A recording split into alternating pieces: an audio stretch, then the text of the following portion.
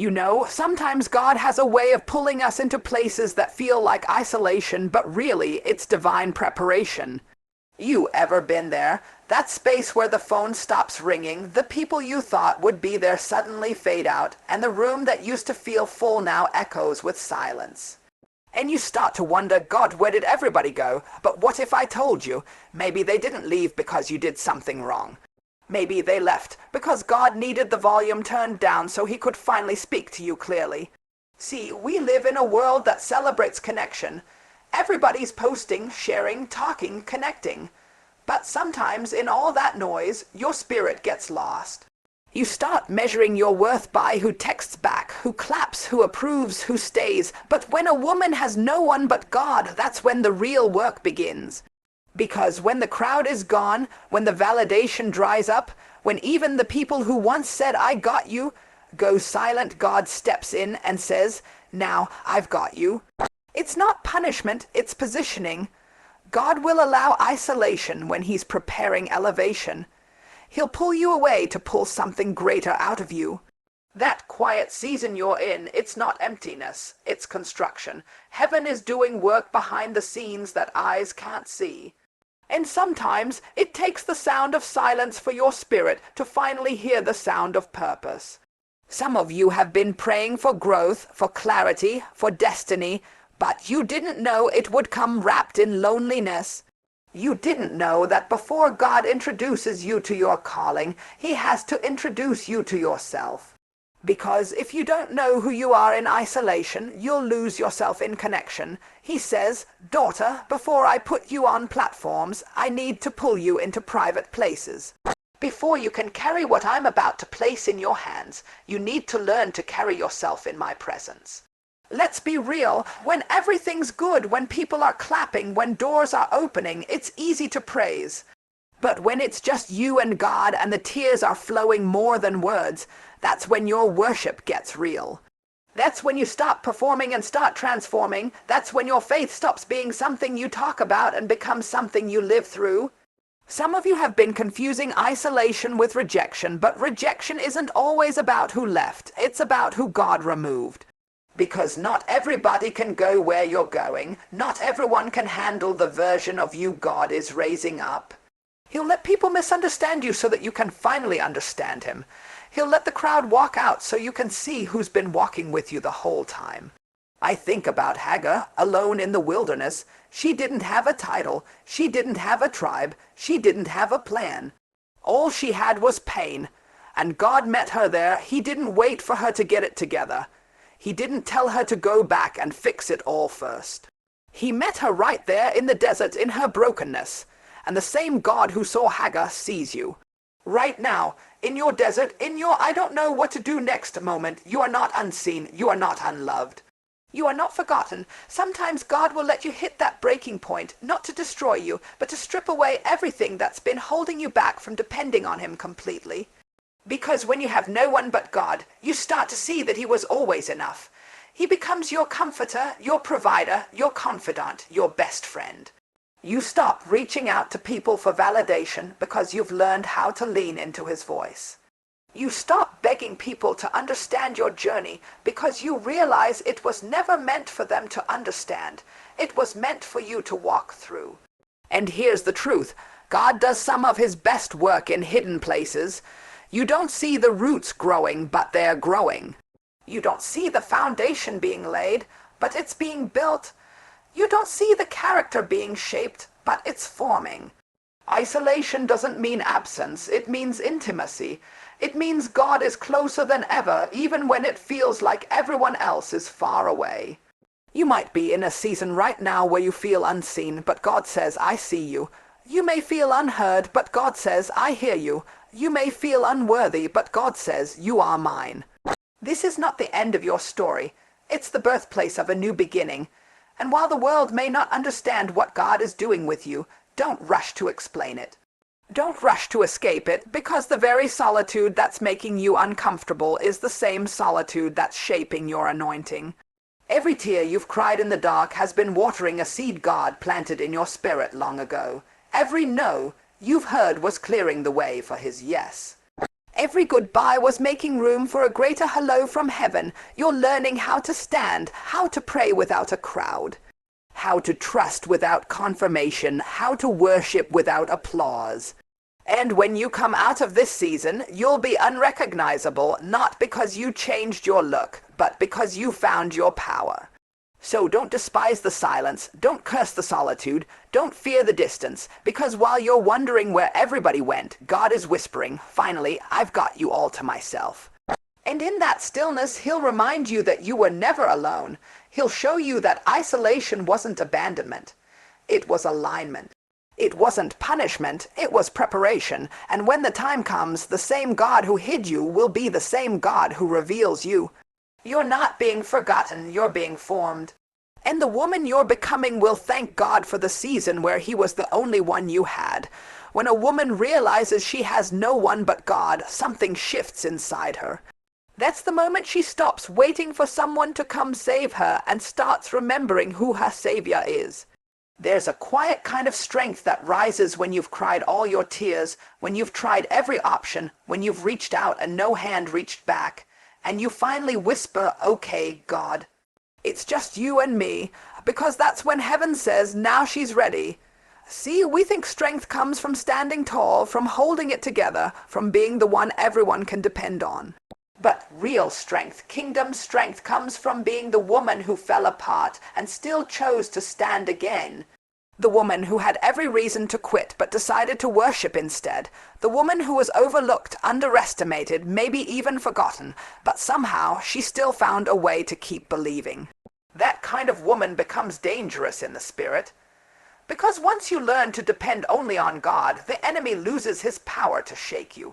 A woman who's been broken but still believes doesn't just survive, she shifts atmospheres. She doesn't walk into rooms the same way anymore. There's an authority in her voice because it was shaped by the sound of her tears. There's a fire in her eyes because she's seen darkness and didn't stay there. There's oil on her life because she's been crushed in secret. And now when she speaks, the enemy trembles because he knows she's been in the presence of God. It's funny how life has a way of teaching you what's really valuable. There's something about losing everything you thought you needed that helps you discover what truly matters. When people walk away, when plans fall through, when doors close, you start to realize that peace, purpose, and presence are worth more than applause or approval. And that's the moment when you stop chasing people and start chasing God, because you've learned that no human hand can hold what only heaven can heal. When a woman has no one but God, she learns how to pray differently. Her prayers stop being polished and start becoming powerful. She stops worrying about the right words and starts crying out from the right heart. God, I don't know how to fix it, but I trust you. God, I'm tired, but I'm still here. God, I don't have the strength to keep going, but if you'll walk with me, I'll take another step. Those prayers, those raw, tear-stained, late-night whispers move heaven in ways the enemy can't stop. Because that's the thing about broken women. They know what it costs to believe. They know what it feels like to stand in the ashes of what was and still raise their hands in worship. They know how to fight with faith when fear is louder. They know how to wait when everyone else is rushing. They've learned that when they have nothing left to hold onto, God still holds onto them. And there comes a point when she looks back over her life and realizes every heartbreak, every loss, every disappointment was actually building something inside her. Every no was strengthening her yes. Every closed door was protecting her from something she didn't even know was behind it. Every tear she cried was watering a seed she didn't even know God had planted. What felt like breaking was actually birthing. There's a version of you that only comes alive in the dark. When you've run out of options and you still choose to trust, that's when your faith gets refined. You stop needing everything to make sense and you start finding peace in the mystery. You stop begging God to change the situation and you start asking Him to change you through it. You stop being afraid of the storm because you realize you were built to stand in it. And when you come out of that season, you walk differently. You speak differently, you love differently, you don't chase validation anymore because you've met the one who validates you. You don't crave attention anymore because you've found the only gaze that matters. You don't fear being alone anymore because you've discovered that solitude with God is sacred. That's what makes her dangerous. She's no longer moved by opinions, pressure, or popularity. She's moved by purpose. She's not trying to impress anyone. She's trying to obey God. She's not striving for recognition. She's standing in revelation. And when that kind of woman walks into a room, the atmosphere has to shift. Because you can't intimidate someone who's already survived what was meant to destroy her. You can't silence someone who found her voice in prayer. You can't break someone who's been rebuilt by grace. Some of you are in that refining place right now. You feel stripped, empty, misunderstood. But can I tell you something? You're not breaking down. You're breaking through. You're being forged, formed, and fortified in the fire. God is teaching you how to stand without depending on anyone else to hold you up. He's teaching you that power doesn't come from being surrounded. It comes from being surrendered. And when you rise from this season, the same people who left you will look and wonder how you made it. But they won't understand that you didn't make it by strength. You made it by surrender. You didn't make it because you had help. You made it because you had Him. They'll see your confidence, but they won't know about the nights you cried yourself to sleep. They'll see your glow, but they won't know it came from being in the fire. They'll see your smile, but they won't know it was born out of survival. When a woman has no one but God, she becomes unstoppable. Not because she never feels fear, but because she's learned to move forward even when fear is present. She's learned to say, if God is for me, who can be against me? She's learned that faith doesn't mean you won't face battles. It means you won't face them alone. So if you're in that place right now where it's just you and God, don't despise it, don't rush it, don't wish it away. Because He's doing something in you that couldn't happen with an audience. He's giving you spiritual muscles. He's giving you discernment. He's giving you the kind of peace that doesn't make sense and the kind of strength that doesn't break under pressure. And when you walk out of this season, you won't just tell people what God can do, you'll be the proof. Because when a woman has no one but God, she discovers that was all she ever needed. There are some seasons in life that feel like wilderness. You know the kind when everything that once made sense stops making sense, when prayers seem to hit the ceiling, when you can't trace God, but you're still trying to trust Him. Those seasons are hard because they make you question everything. You start asking God, where are you? Did I do something wrong? Why does it feel like I'm stuck out here alone? But what if the wilderness wasn't meant to destroy you? What if it was meant to define you? What if that dry place is actually holy ground? See, we don't talk about it enough, but God does some of His best work in wilderness seasons. We love the promise, but we don't love the process. We want the blessing, but not the breaking that comes before it. Yet every person God ever used had to pass through a wilderness. Moses found his voice there. David found his courage there. Jesus prepared for ministry there. The wilderness is where heaven shapes warriors, not watchers. It's where purpose is purified, where motives are checked, and where hearts are aligned with heaven. When you're in the wilderness, it's quiet, too quiet sometimes. You used to feel God in the music, in the church, in the crowd, but now it's just you and silence. And that silence can make you feel forgotten, but can I tell you something? Silence doesn't mean absence. Sometimes God goes quiet because He's doing something deep. He's teaching you to walk by faith, not by familiarity. He's teaching you to depend on His presence, not His performance. And in that space, He's stretching your faith muscles so that when you come out, you'll have the strength to carry the next assignment. There's a hidden beauty in the wilderness. It's where masks fall off, where false identities are stripped away, and where your true self finally comes forward.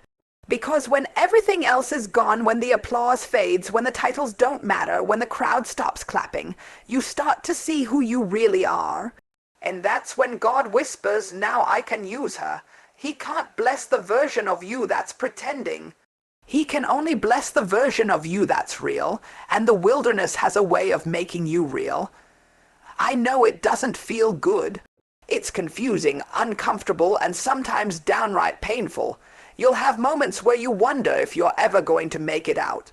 But hear me, the wilderness is not forever. It's a season, not a sentence. It's a process, not a punishment. You're being refined, not rejected. You're being developed, not destroyed. God is teaching you how to live off of His word, not the world's approval. You might look around and think everyone else is moving forward, everyone else is getting blessed, and I'm still here waiting, but God's timing is not your timing. While others are getting visible promotion, you're getting invisible preparation. And when the time is right, what God births in you will outlast what others rushed into. Because the wilderness builds roots, it builds foundation, it gives you depth that can't be shaken by a spotlight or broken by pressure. When you finally realize that the wilderness isn't working against you, but for you, your perspective changes. You stop asking, why me, and start saying, use me. You start seeing that this is not the end, it's the beginning of something greater. The woman you're becoming needs this wilderness. She needs the lessons, she needs the silence, she needs the struggle. Because without the wilderness, she'd never have the wisdom to handle the weight of her calling. Sometimes God will take you the long way around, not because He's trying to delay you, but because He's trying to develop you. The Israelites could have made it to the promised land in days, but God led them through the desert for years. Why? Because they had to unlearn slavery before they could walk in freedom, and that's exactly what God's doing with you. He's breaking old mindsets, healing old wounds, teaching you to see yourself the way He sees you. You can't walk into promise thinking like a prisoner. So He isolates you long enough to rewire your thinking, so when you step into destiny, you won't sabotage it. And even though it feels like you're wandering, you're actually being led. The same God who led Israel by cloud and fire is leading you by His Spirit. Every delay has a purpose. Every detour is divine. Every dry place is sacred.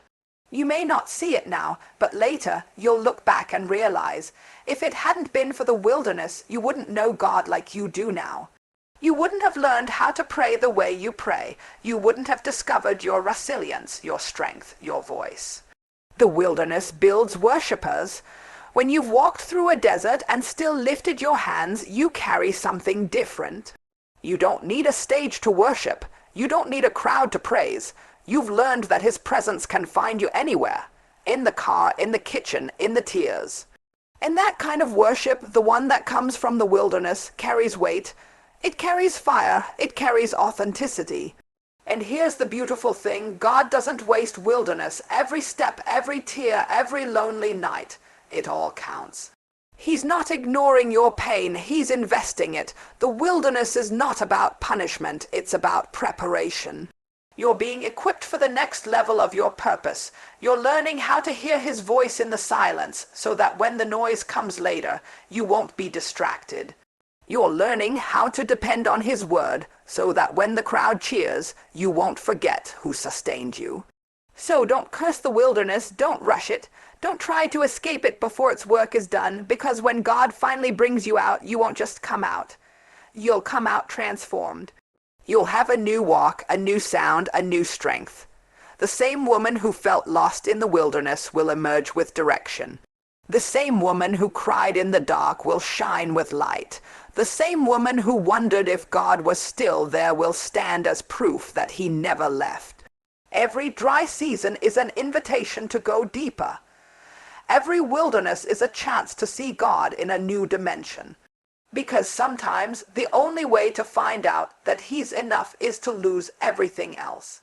And when that happens, when you finally realize that the wilderness didn't break you, it built you, you'll understand that God was with you all along, guiding you through what you thought would destroy you, only to bring you into the promise He had prepared. Because the wilderness was never meant to take you out, it was meant to take you higher. There's something powerful about a woman who finally realizes she doesn't need to be chosen by people to be called by God. That moment when she understands that even if nobody claps for her, even if nobody validates her, even if her name never trends, heaven still knows her name. There's a freedom that comes when she stops begging for acceptance and starts walking in anointing. Because when the world says you're overlooked, God whispers you're chosen. For so long we chase titles, approval, love, and belonging. We want someone to see the good in us, to recognize the effort, to acknowledge the worth we carry. But when life hits, when betrayal shows up, when rejection leaves a scar, you start to learn that people can't crown what God has already anointed. You realize that you don't need validation from the same ones who couldn't see your value. Because when God has chosen you, it doesn't matter who counted you out, He's already written you in. Sometimes being chosen looks like being hidden. God doesn't always anoint you in front of an audience. Sometimes He anoints you in the field like David, while others are being paraded before the prophet. He anoints you while you're working behind the scenes, while you're wiping tears in silence, while you're serving faithfully in places nobody notices. And just when people assume you've been forgotten, God says, now bring her out, because the oil still flows even when the world overlooks you. There's a special kind of pain that comes with being called before you're recognized. You feel it when you know there's something greater in you, but it hasn't manifested yet. You feel it when your spirit says there's more, but your situation says not yet. That tension between promise and manifestation can feel like torment, but it's actually training. It's God shaping your humility, stretching your patience, refining your motives, and teaching you to trust His timing more than your desire. You have to understand that when God chooses you, He's not just choosing you for blessing, He's choosing you for building. He's building endurance, faith, integrity, and wisdom. The calling isn't glamorous, it's gritty. It's tears, late nights, closed doors, and silent battles. It's trusting God when it doesn't make sense and obeying Him when it doesn't feel fair. Because He's not just calling you to a position, He's calling you to a posture. A posture of surrender, a posture of obedience, a posture that says, God, even if they never see me, I'll still serve you. There's a story unfolding in your life that others can't read yet. They only see the chapters you've already lived, but God is still writing. And sometimes the author doesn't explain the plot until the end. So, when you feel misunderstood, when you feel unseen, when you feel like your name's been left off the list, remember, God is still writing. And when He turns the page, the same people who overlooked you will have to witness what He was preparing you for. When God calls you, He doesn't need a committee's approval. He doesn't wait for people to vote on your destiny. He doesn't require an introduction from the right circle. When He decides it's your time, He will open doors no human hand can close. He will position you in rooms you didn't even know existed. He will make your name echo in places your feet haven't yet walked. Because favor doesn't need permission. It just needs obedience, and let's talk about obedience for a moment. Because being chosen doesn't just mean being blessed, it means being responsible. When God calls you, He calls you to carry something sacred. You can't move like everyone else, you can't respond like everyone else, you can't live off applause, you have to live off assignment. That's why sometimes the chosen woman feels misunderstood, because she's not meant to fit in. She's meant to stand out. There's a reason you couldn't go where others went. There's a reason you felt the conviction others ignored. There's a reason doors that opened for them closed for you. It wasn't rejection.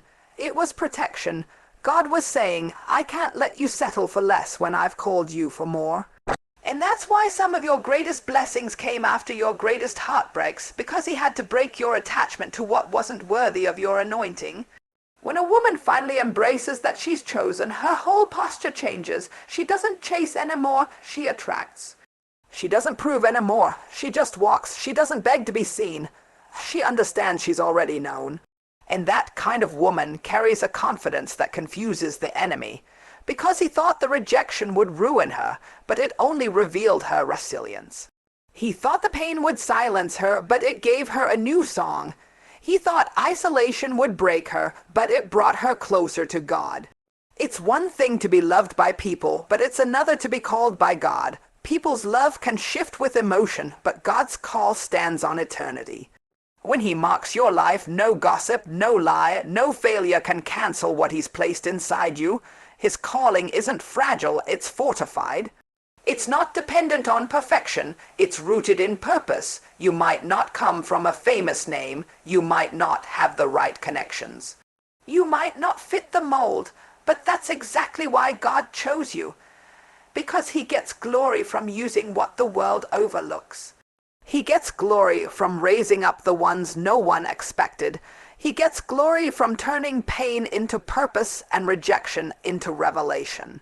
You are proof that God can take what was counted as nobody's daughter and turn it into God's chosen woman. You've cried long enough over who didn't choose you.